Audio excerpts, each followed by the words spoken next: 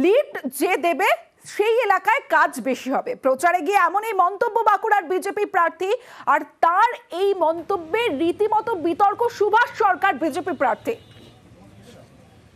আরো বেশি করে লিড দেওয়ার চেষ্টা করো, যে সমস্ত বুথে বেশি করে লিড হবে সেখানে আগামী 2024-এ যে নতুন লোকসভা হবে তাতে আমি বেশি করে লোকাল এরিয়া ডেভেলপমেন্টের ফান্ড অনুমোদন করব, এটা নিশ্চিত।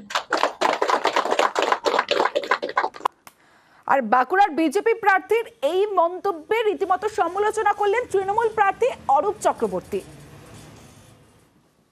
ইলেকশনের আগে কোনো কমিটমেন্ট দেওয়া যায় না, এটা বেআইনি। যে কথা বলছেন বেআইনি।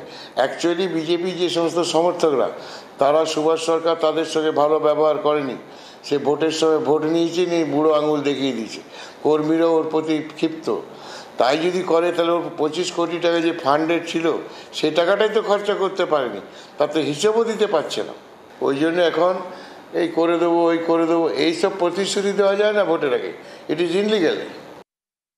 যদিও সুভাষ সরকার তার মন্তব্যের ব্যাখ্যা দিয়েছেন, তার দাবি দলীয় কর্মীদের মনোবল চাঙ্গা করতে এমন বার্তা দিয়েছেন তিনি।